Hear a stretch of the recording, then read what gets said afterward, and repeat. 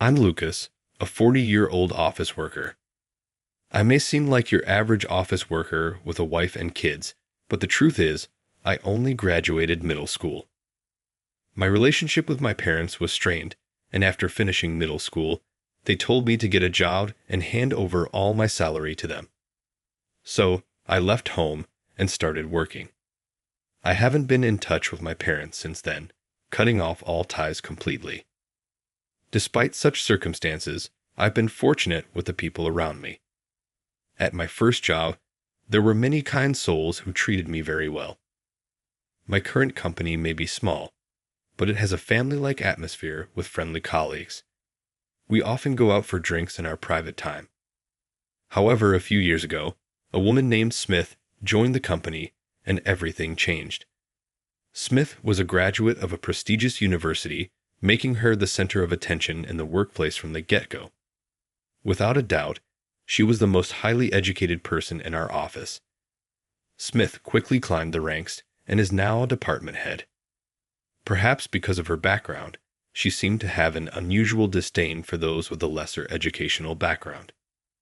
My colleague and I, both of us dropouts, were particularly disliked by her. She would say things like, "Hey, one of you dropouts, come take over this right now. Come on, move quickly since you're incompetent."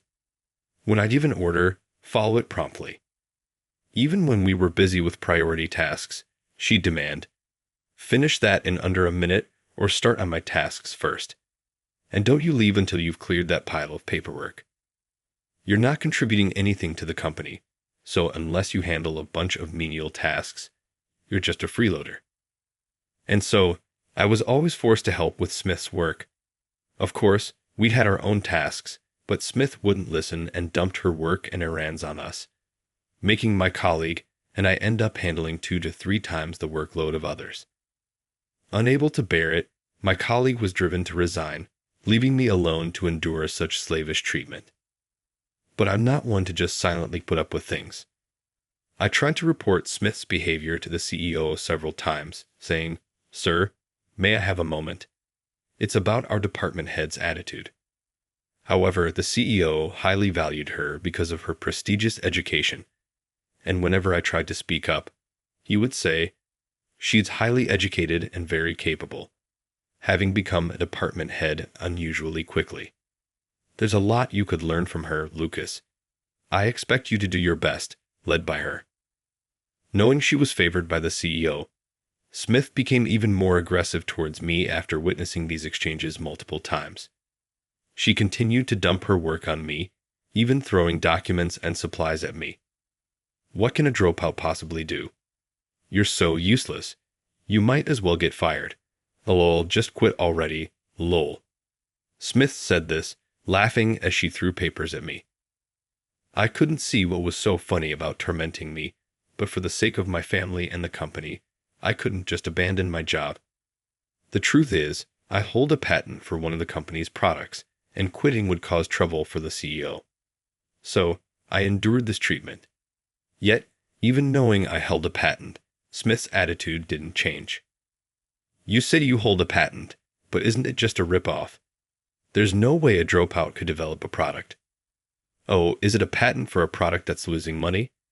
Dropouts really are a burden to the company." Her treatment of me only got worse as the days went by. I put up with it, but then Smith said something I could never forgive. That day, work was relatively calm, and Smith, having nothing better to do, nagged at me all day long, probably because she ran out of things to mock me for. To think someone as incompetent as you even got married. And that incompetence is going to be passed down to your kids. How pitiful. Having a middle school grad for a father is so embarrassing. They won't be able to get a decent job. She went as far as to bring up my family. The moment I heard that, I felt my blood boil. Mock me all you want, but I couldn't stand it when she ridiculed my wife and kids. Moreover, Smith, the department head, had even driven a good colleague of mine, who was close to me, to resign. I couldn't stay here any longer. At that moment, I decided to quit. I'm quitting. Thank you for everything up to now. I had always carried my resignation letter with me, just in case, and just then, I handed it to Smith. Smith, with a smirk, happily said, "Finally, the deadweight is gone." I've been wondering what to do with this bulky trash. A middle school grad? You might as well have been fired anyway. Don't bother coming back, and snatched away the resignation letter. Being subjected to such comments right until the end, I honestly felt frustrated. But more than that, I just didn't want to deal with Smith anymore. So, I went home and told my family what had happened today. I was bracing myself to be scolded thoroughly by my wife, but contrary to my expectations, she said, "You've been enduring all this for the family's sake, haven't you? Thank you. You did the right thing by quitting such a toxic job." Far from scolding me, she offered words of comfort. Her words were a salvation, and despite being unemployed, I was able to fall asleep feeling at peace. However, the next day, I was jolted awake by my phone ringing incessantly from the morning. When I checked my phone, I saw that the calls were from the company president. Reluctantly answering the phone, I was met with the president's frantic voice. "Finally, you've answered. Why did you resign? We can't use your patent anymore. Explain yourself properly. If my patent can't be used, I believe the company will go bankrupt. But since I'm just a useless middle school grad, I'll be taking my leave." The president sounded dumbfounded, but I didn't care and was about to hang up. Wait a minute," I spoke poorly. "Why did you suddenly resign? Tell me the reason." "I've been told by Smith for a while now that I was fired." "No, I never approved anything like that. I had no intention of firing you, Lucas. Please explain the situation to me in detail." From the way the president spoke, it seemed like it was only Smith who had been treating me as a nuisance. Though I had my suspicions, I decided to tell the president, who seemed unaware about how Smith had treated me until now. "Smith has thrown documents at me and berated me for being a middle school grad. A colleague of mine received the same treatment." "A colleague of yours?" "The one who suddenly resigned last year. Both of us, being only middle school grads, were constantly told by Smith, who prides herself on her higher education, that we were incompetent. Smith did that, and not only that, but my colleague, overwhelmed by the work Smith dumped on him, couldn't properly do his own job and ended up resigning. When he left, he was mentally cornered." After saying that, the president fell silent, so I continued, "Since he left, I was the only one left to take on Smith's workload, doing her tasks as well as my own. Yet Smith said that since a middle school grad is incompetent anyway, I should work more than others until I was fired." Hearing this, the president seemed to ponder in silence for a while. Then he asked, "Why didn't you come to me with these concerns?" "Sir, did you forget? I mentioned several times that I had something to discuss, but every time I brought up Smith's name, you dismissed it, saying she was too valuable to lose. I honestly thought that you wanted me to resign as well." "I certainly never thought such a thing. I had no idea Smith was doing this. It's my fault for not understanding the situation within the company. I'd like to talk properly. Can you come to the office now?" the president said apologetically. Feeling the president's sincerity, I reluctantly decided to go to the company. Told to come to the meeting room, I arrived, opened the door, and there the president and Smith were waiting in silence. "Now that we're all here, let's talk. Smith, do you have anything to say?" the president asked. Smith replied, "Me? I have nothing to say. Why am I even called here? Besides, Lucas should have already resigned, right?" Her expression was genuinely confused. "There's no way you don't know. Tell us from your own mouth what you have been doing to Lucas and his former colleague," the president demanded. "No, I don't understand. I was just doing my job." "And colleague? You mean the one who resigned last year? Why is his name coming up now? Stop playing dumb. I've heard nearly everything." "It seems you treated them almost like slaves," the president said, his voice rising in anger. Slaves? I merely assigned them tasks I thought were suitable for them. Though it seems the tasks were a bit too challenging for one, and he couldn't keep up, leading to his resignation. What do you mean suitable tasks? You were just dumping your own work on them. And it sounds like you were hurling insults about them being incompetent middle school grads, the president snapped. President, with all due respect, I never used such language. The fact that they didn't go to high school, well, isn't that a reality? Not completing high school labels you as society's refuse, Smith said, unfazed. The president couldn't hide his shock at Smith's words. Ignoring the speechless president, she continued, middle school grads are a burden to the company. In other words, they are incompetent. What's wrong with calling incompetence what it is? Are you serious, Smith? Do you really believe that? The president asked, incredulous. Yes. What good does a middle school grad do? Frankly, it's a waste of payroll. It would be far better to hire someone with a higher education than employ someone like them. Listen, Smith, maybe you, president, hired them out of pity for being middle school grads, but that's just charity.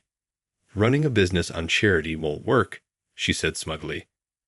Enough, Smith. He is not incompetent. He holds a patent, for heaven's sake. Let me guess, she sneered. It's a patent for a product that hardly makes any profit, right? Why does the president defend an incompetent middle school grad? What are you talking about? The patent Lucas holds is for our top product. Without him, our company might go bankrupt. He has made a significant contribution to our profits, the president responded sharply.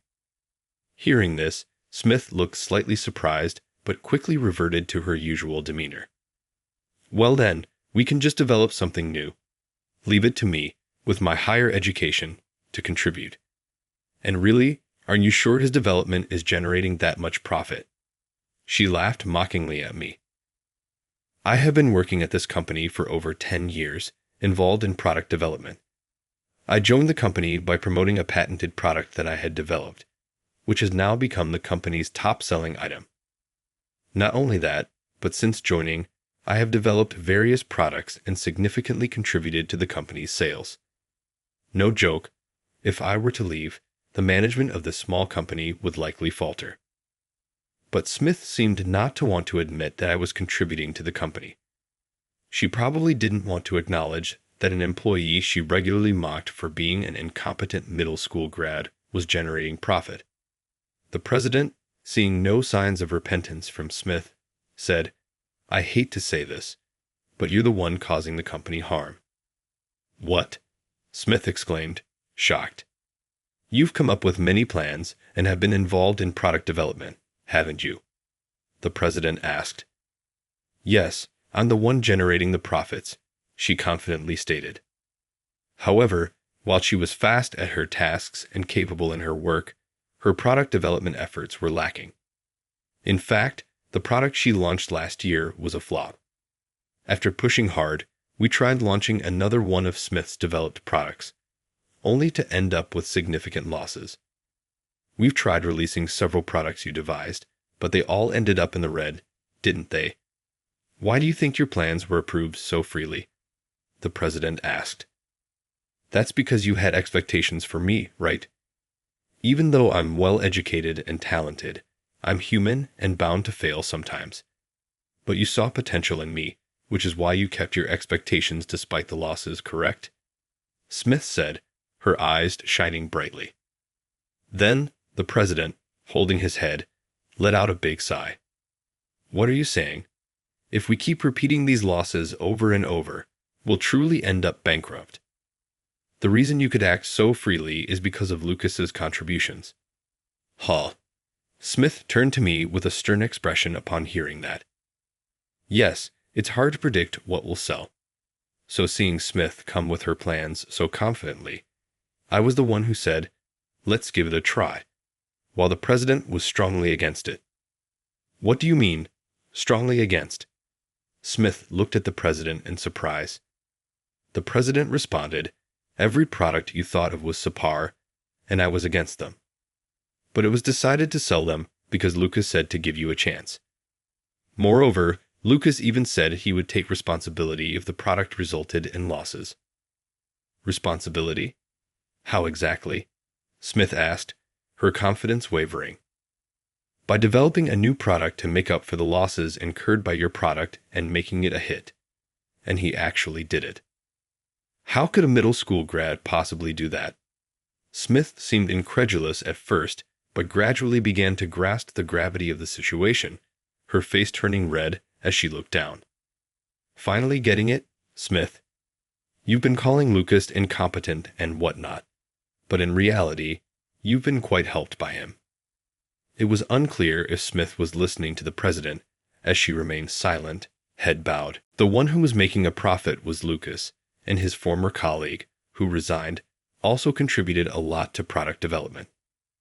On the contrary, it was you who were creating the losses. Don't you have anything to say to Lucas? Smith, with her head down, was trembling, her fists clenched tightly. It seemed she was listening to the president's words. Smith, lift your head and answer me. Don't you have anything to say for your behavior toward Lucas up to now? No, I don't, Smith. She slowly raised her head and said. Then the president let out an even bigger sigh than before. I never thought you would be this arrogant and haughty. Aren't you overestimating yourself a bit too much? Having confidence is fine, but not being able to admit your mistakes and apologize is unbecoming of a professional. I am a department head with a high level of education. There's no aspect in which I'm inferior to a middle school grad. Therefore, I have nothing to apologize to him for. Do you truly believe that? In the professional world, education doesn't mean much, especially in our company, which values meritocracy. No matter how educated we are, we can't afford to have employees who generate losses and treat their subordinates like slaves. I apologize for the losses. I'm truly sorry. I will definitely turn a profit next time. Please give me a chance to make amends. Hearing the president's words, Smith immediately changed her attitude and apologized. Then she pleaded with the president, please, anything but demotion or dismissal. Smith, please calm down, I said. When I said that, Smith directed a sharp gaze at me. Keep your mouth shut, you incompetent. Just because one of your products happened to be a hit, don't get cocky. Do you enjoy mocking me that much? I never meant to mock. You're mocking me. A middle school grad should act like one and stick to menial tasks. It's your fault my reputation has suffered. Talking about taking responsibility, how presumptuous. You should have left along with the other one. She approached me, pointing her finger. You were supposed to have resigned yesterday, coming back to the company as if nothing happened. Didn't I tell you never to come back? But I was called in by the president. That doesn't matter. Since you've resigned, it really irritates me. I never liked you from the start. Here I am, well-educated and naturally standing out, yet everyone keeps talking about you. Talking about me? Yes, all the other employees keep saying how excellent you are. That's impossible for a middle school grad. I wasn't aware of that. But when you joined the company, wasn't there a lot of attention on you because of your high education? When Smith joined, that was all anyone talked about for a while. She was undoubtedly the most noticeable person in the company. That was only for a short while. It's unacceptable for a middle school grad like you to outshine someone as educated and capable as me. So this was why Smith had always disliked me. Probably she didn't like my former colleague either, as he was also a middle school grad who was recognized for product development. But our company is small and feels like a family. It wasn't about standing out or not. Everyone probably just meant it as casual conversation. Maybe Smith, with her high pride, misconstrued it as being compared to herself. And above all, she wanted to be the one to stand out in the company. Treating a middle school grad like a slave is only natural. Social trash, not contributing any profit at all. You will never understand my feelings. Smith was getting more heated up, and showed no signs of calming down. Then the president, who had been silent until now, said in a loud voice, "Enough is enough. No matter how high your education is, you've caused losses, pushed valuable employees to resign, and brought nothing but disadvantages to the company. But what have you done for the company? Is driving important employees to resign your contribution? Is there anything else? It's disgraceful for someone your age to not even be able to apologize and instead react with anger." After the president said that, Smith suddenly slammed the conference room table with a loud noise. "That's it. I quit this company. Let this company go bankrupt for all I care." Smith, the department head, said that and stormed out of the conference room. The president and I were confounded for a moment, watching the direction in which Smith had stormed off. I doubt she will ever come back. Given her pride, even if she wanted to return, she probably couldn't.